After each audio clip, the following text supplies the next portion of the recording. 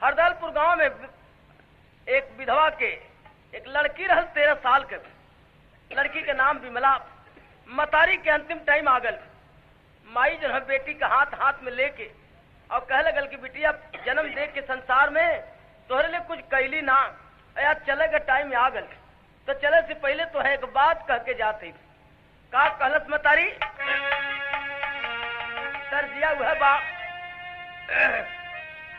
कि करबला चलो करबला चलो, लेकिन माँ कर रही है कि इज्जत ईमान को, इज्जत ईमान को, इज्जत ईमान को, इज्जत ईमान को, इज्जत ईमान को, इज्जत ईमान को। अरे पैसे को बेचना नहीं, इज्जत ईमान को, इज्जत ईमान को, इज्जत ईमान को, इज्जत ईमान को। पैसे को बेचना नहीं, इज्जत ईमान को, इज्जत ईमान को, इज्जत ईमान को, इज्जत ईमान को। माँ कर रही है, ये संसार है और जिंदगी का रूप बतलाती है कि दुनिया में खाती है समय की मार जिंदगी, होती कभी बहार कभी भार जिंदगी।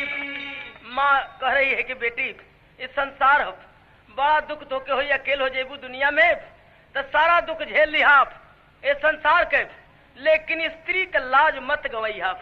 इतना कह के माँ दम तोड़ देती है। अरे माता पिता विहीन हुई विमला बेचारी, मामा के घर में जिंदगी जवानी सवारी। मामा थे दयालु पर मामी थी करकसा, दिन रात करने लागी विमला की दुर्दशा। ए भैया लड़की अकेले हो गई। लड़की का मामा के उठा लेन अपने घरे। अब कहलन कि बिटिया हमरे एक का बेटवा बा, बेटी नहीं बाप, तो हम तो के बिटिया बना के पालब, चिंता मत करिया, कोनो दुख मत करिया, लेन अपने घरे जरूर। लेकिन मामी के बड़ा खलल बात, लड़की का जात बाप और एक खियावे के पड़ी, कपड़ा दे पड़ी, समय के अनुसार करे ब्याहे में 10, 20, 25, 50 हजार खर्चो हुई, तो बड़ा घाटा भैल। तब मामी जो हो बार बार लड़की की कहे कि खा कर के अपना घर मेरा घर खाने आई है, मनहू समूह अपना दिखाने आई है। मामी कहे कि अपन घर खा गयलू, हमरो घर खाए चले लू, हमों के बर्बाद करबू। ए भैया ऐसन बात कहे कि लड़की घर छोड़ के भाग जाए, लेकिन कैसे भागे, कहाँ जाए नाथ लड़की, अपने किस्मत पर रो रही है। तर्जबा हुए बा कि अरे आंगने में फूल फूल गे नवाय नाना दी, बजले बधाइया दुवरे पे। गाना का भावा कि रोवे की समाता पगारी बाई जतिया, छतिया छेदा जाले बतिया से।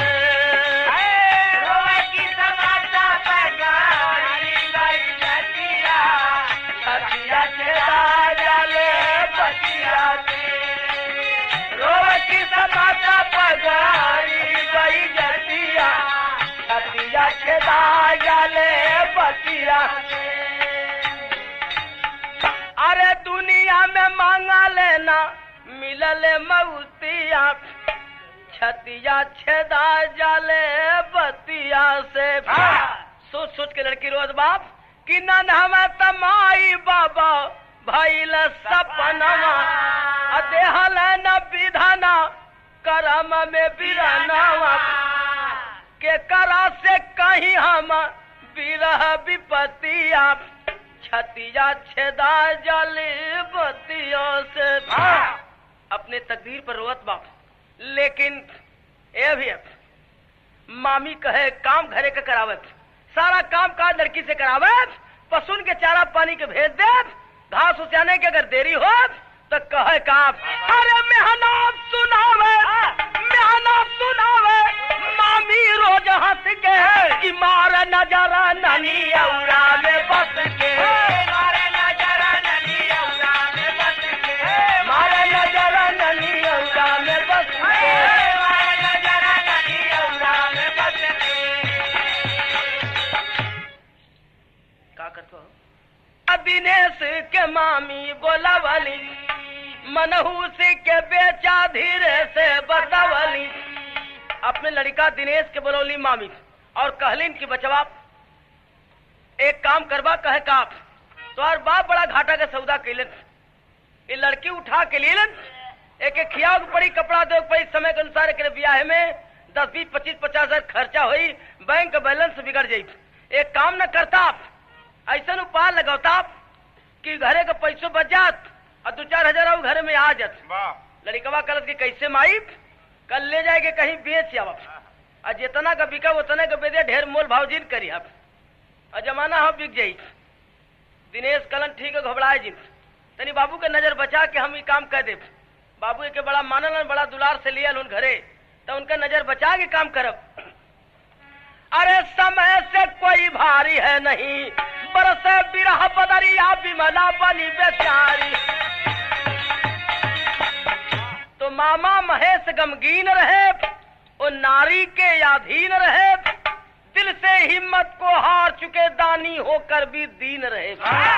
जवन मर्द मेहरारू के बस में हो गई उनकर भगवान कल्याण करे।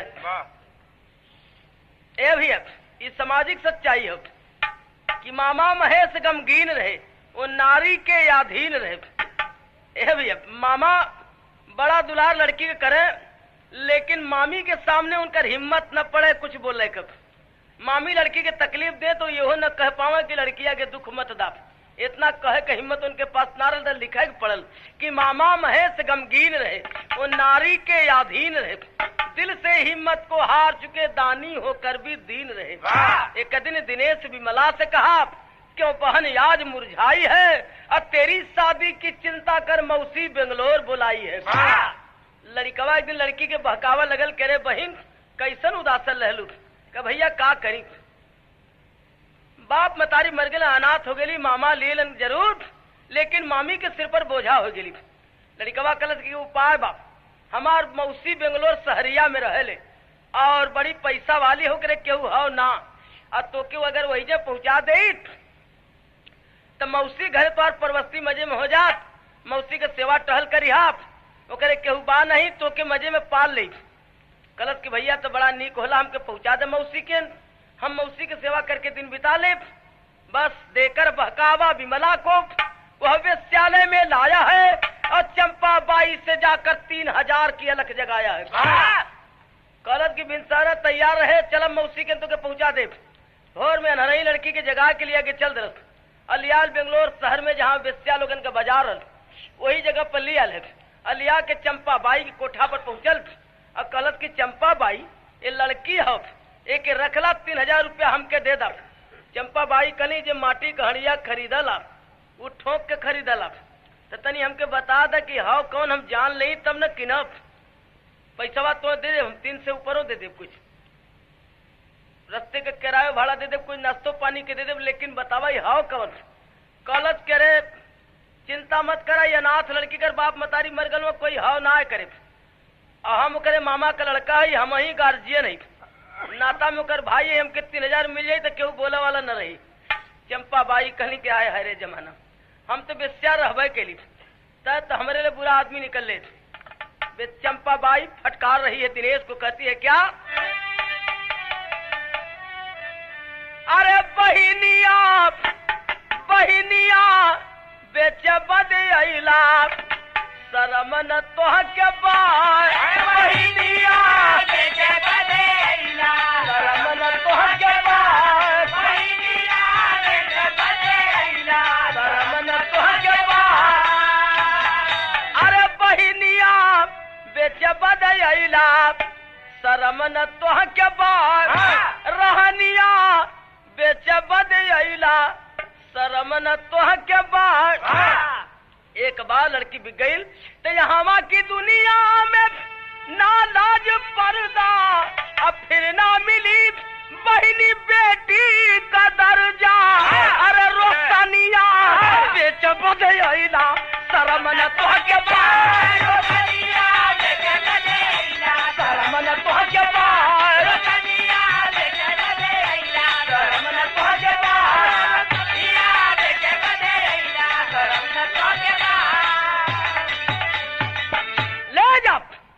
सौदा हम ना खरीद। अरे ये तो एकदम नाता में दागी लगा दे तुम। क्यों दलाल लेके आल होत हम खरीद ली, लेकिन हम वो बेस्या ना है जो कि इतना जल्दी ये रिश्ता में दाग लगा दी। अरे कहे चंपा बाई ढेर भक्ति जिन छाटा। दिनेश लगलन है फटकारे वो कलश की जा, लेकिन यहाँ तो हट जा सामने से, हमें के ना खरीदब।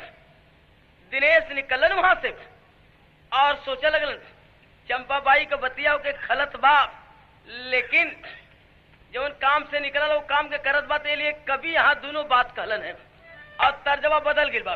कौन सा तरज बा? ये सन 87 का नई तरज है, कई जिला से चलल बा। एकर लय बा एक लाइन सवाल एक लाइन जवाब। सवाल बाप कि कहवा का खायर चुनावा, कहवा का पान, कहवा कटी कुली,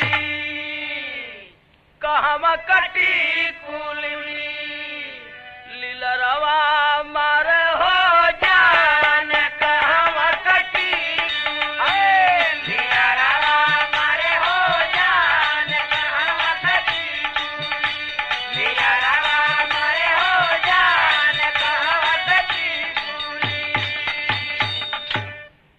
तब ओकर जवाब रहल का कि छपरा का खायर चुनावा, पाटना का पान, हुगली कटी कुली, हुगली एक जिला हुगली कटी कुली, लीलरवा मारहु जान। ये तरज बा, लेकिन गाना का भाव बा कि दिनेश के दाया आवे फेर गुसिया, धर्म कन्हैया, धर्म कन्हैया, धर्म कन्हैया का भइल किनारावा डूबऊ तिराय, धर्म कन्हैया डूबऊ तिराय, धर्म कन्हैया, किनारावा डूबऊ तिराय, धर्म कन्हैया।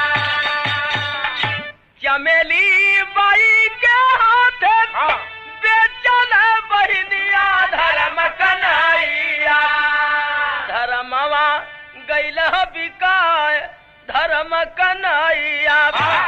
ए भी चंपा बाई ना खरीदी, चमेली बाई के यहाँ ले गए लड़की के और कहलन कि ये लड़की के रखला 3000 रुपया दे रहा। तो चमेली बाई यानी 1000 में एक रहल चंपा बाई, और चमेली बाई आम बेश्या वाली रहल। 3000 रुपया निकल के तुरंत दिल साहब। दिनेश बगल में रुपया रखलन और लड़की के छोड़ दिलन वही ठन। कहला कि बहन अब तू मौसी घरे रहा, हम तनी बाजार से चाय पानी करके आइला। बहाना बना के निकलन। दोपहर से साँझ भइल, तनी जब अनहार भले तक घबराए लगल, सवाल करे लगल, पूछे लगल चमेली बाई से।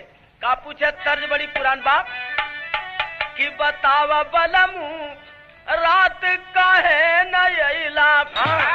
लेकिन पूछली विमला बजरिया में गइल बतावा मौसी भैया काहे न अइले बतावा मौसी भैया काहे न अइले बतावा मौसी भैया काहे न अइले मौसी भैया ना आइलन कहाँ रह गेलन चमेली कहे सुना सोना चिड़ैया आ तोहरा के बेच गईला तोहरे भैया तोहरा के बेच गईला तोहरे भैया तोहरा के बेच गईला तोहरे भैया अरे जानी के बला दगा संग कमैल बताव मौसी भैया काहे न अइले बतावा मौसी भैया काहे न अइले बतावा मौसी भैया काहे न अइले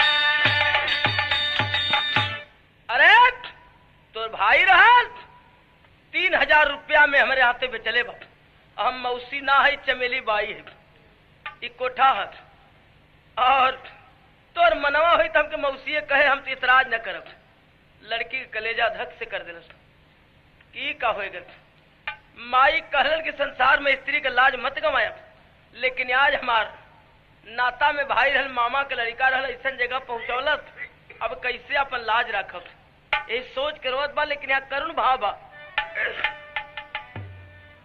अरे आँख बिरही गया सुमा से भारी गईली हो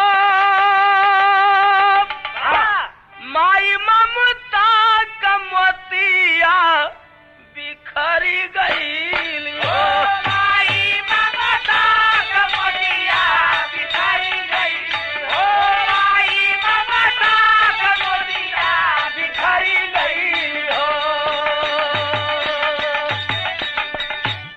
आज अपने मतारी की आत्मा से कह रहा का कि अरे काहे नहीं जाना मैं तू देहल महुआ आज कोठवा पर लूटी माई कहे दुलरवा तोरा नहीं हर कन्हैया अखर गईली हो माई ममता को मोतियो बिखरी गईली हो कहत बाकी माई अरे हमके जन्मते मार दे रहे हो तू और शिक्षा देवे के बजाय अपने संग ही ले गए हो तू तो हमारा आज संसार में ऐसन जगह पर पहुंचे के बारी नहीं आवत आज तो हर बात दुनिया से खत्म हो जाएगी ये बात सोच सोच के रोवत बा और तब तक चमेली बाई घूर सामने रख दिली कली के हाई गोले में बांध ले और नाचे सीख ले गावे सीख ले रोअब बंद कर कहलत कि न घुघरू पाँव में बांधब न नाचब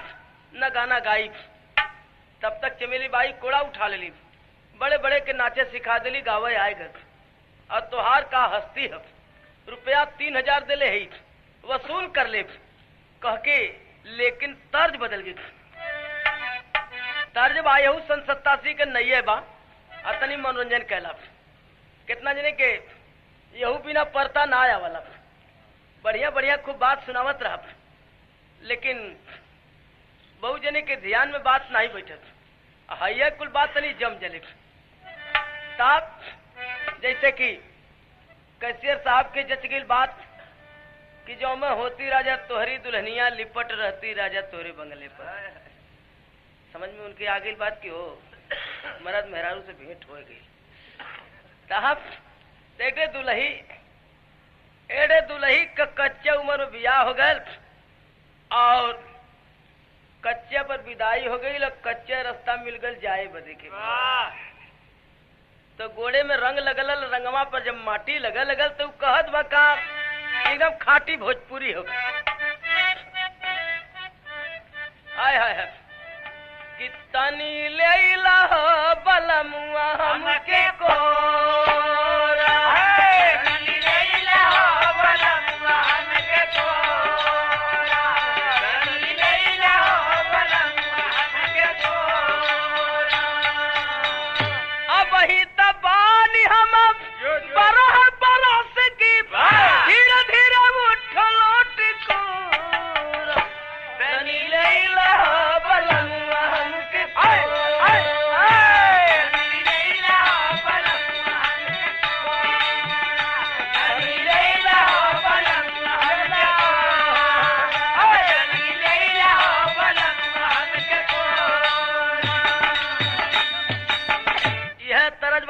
गाना का भाव अब कि मारी मारी के नचावले पपीनिया, मारी मारी के नचावले पपीनिया, मारी मारी के नचावले पपीनिया।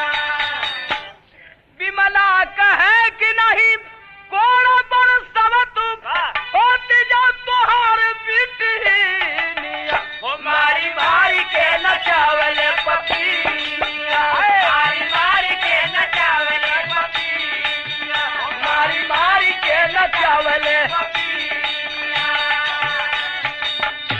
विमला कहे कि शरीर पर कोड़ा लगत बा, कहत बा कि आज तोहार बिटिया रही ते ना मर्दुआन के बेटी के मारे में दया नहीं आवत बा। कहलत करे हमार बेटी रहत तो जन्मते नाच सीख लेत, गावत सीख लेत, का जरूरत मारे कर।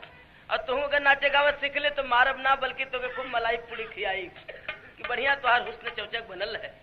कहलत कि सुना सुना हुस्न रहे चाहे जाग, लेकिन एक बात याद कैला कि नाचे सीखब ना गावत सीखब ना, अगुगुरु पैर में बाधब ना, माई जौन कहले तौने होई। चमेली कहे कि रक्षा बंधन बीत जाई, अरे धीर धरा बबुई तुहर नथ उतराई। अरे विमला कहे कि नहीं बनिया गवाई बधाई, अरे भला ही तो जो जिंद दुनिया, ओ मारी मारी के नचावले पपीनिया, मारी मारी के नचावले पपीनिया, मारी मारी के नचावले पपीनिया। हम जान दे दे लेकिन अपने मतारी के बाद दुनिया से ना मिटे दे। इतनी बात जब कहले से चमेली बाई कहलिन कि हम रुपया दिले ही 3000 सूद समेत वसूल कर ले। काल रक्षा बंधन का त्योहार, अब परसों तुरे शरीर का सौदा कर दे। एक सार से मतारी का बात ना खत्म हो दे, चाहे जो कुछ जाए। चमेली बाई करी काल रक्षा बंधन का त्योहार, अब परसों तुरे शरीर का सौदा कर दे। एक रात में सूद समेत वसूल कर ले रुपया। रात नींद ना आई, सवेरे विमला चिंतित है।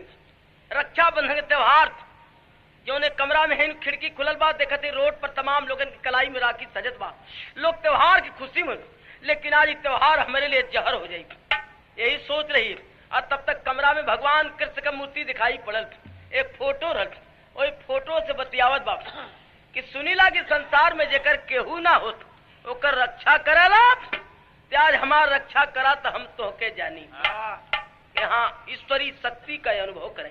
वो कह रही है आए हैं अरे दुनिया में रखल आया बलन कपनिया भैया मन मोहन, आले के रखिया जो हतबा बहिनिया भैया मन मोहन, बहिनिया भैया मन मोहन, बहिनिया भैया मन मोहन, लेके रखिया जो हतबा।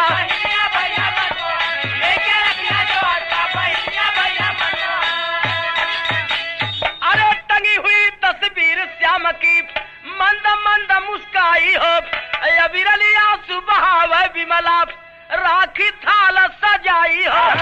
अरे देखी खिड़की से बाहर सयनिया भैया मन मोहन, अखा की वरदी में झलक जवनिया भैया मन मोहन।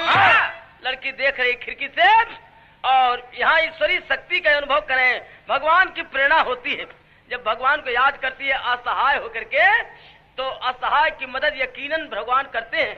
यहाँ भाव है कि यादव कृष्णानंद दरोगा बैठे कुर्सी ऊपर हो और कोठे ऊपर विमला सोचे भैला जीवन दूभर हो। कृष्णानंद दरोगा तहकीकात में आए हुए थे और ठीक खिड़की के नीचे में कुर्सी लगल, बैठ के कुछ लिखत रहलन। लड़की का अकेले भगवान उनके प्रेरणा दिलन है। और फेंकी रखिया खिड़की से भवानिया भैया मन मोहन, और गिरल कलाई पर राखी नितरिया भैया मन मोहन।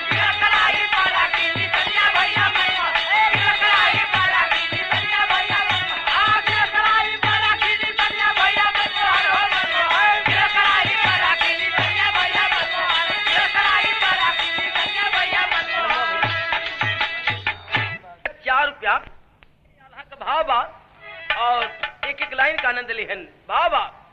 अरे पीता का कीमत प्रेमी जाल, पानी का कीमत पानी दार,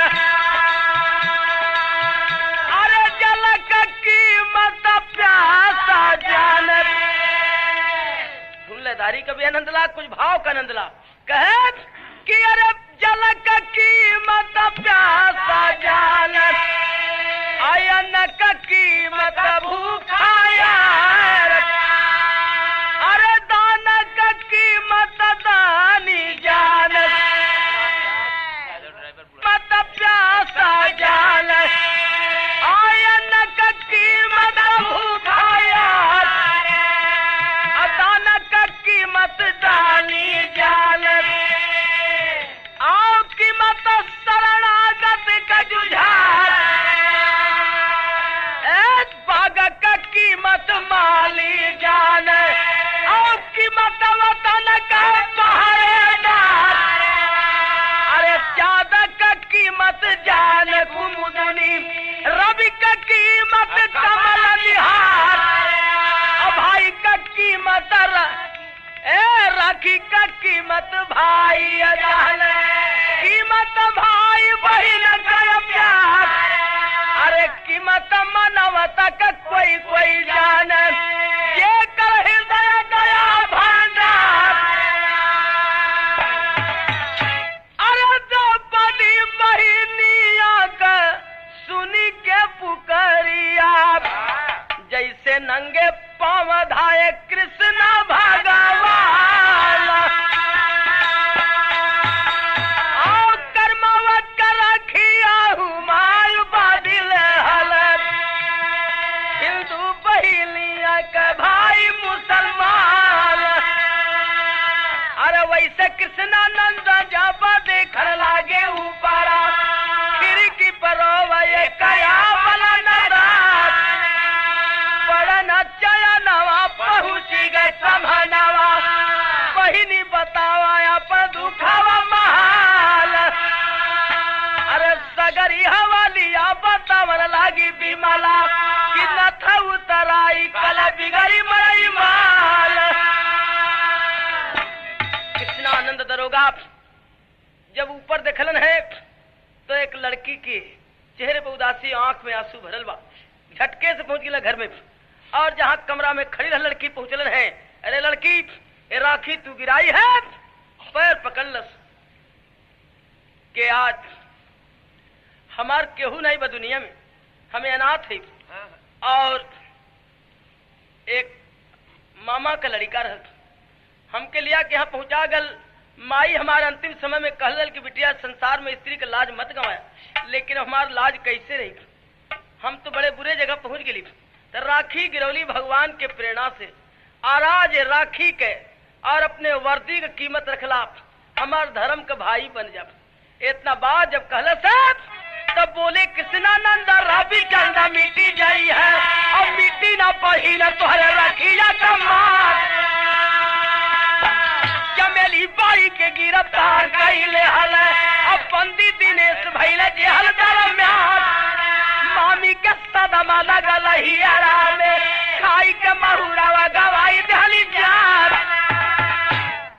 चमेली बाई के दरोगा जी गिरफ्तार किलन है कि एक अबोध लड़की की इज्जत अस्मत लुटवाने के आरोप में तुम्हें गिरफ्तार किया जाता है।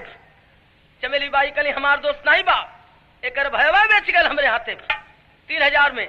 चमेली बाई के बयान पर दिनेश पकड़े लेन, दिनेश के सजा भइल जब तो मामी के एक बेटवा दिनेश रहलन, दिनेश के गम में मामी जहर खा के मर गई, लेकिन लड़की समाज के दल दल में फंसी बिमला को लेहल बचाए कृष्णानंद में हर बात, अधर्म के बहिनिया कर खल लगलिया, उजड़ल बस्ती बतावल सुजान, डोली और बाजा दुल्हे राजा लेके आइल, हंसी खुशी मड़ावा में भइल से दुर्दान।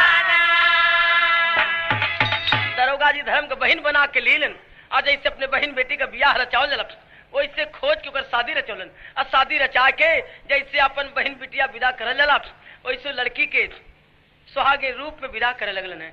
आज जब विदा होए लगल है, डोली में बैठल आज समाज में स्त्री का दर्जा पौलस, मांग में सिंदूर पौलस और पति के घरे जाए लगल।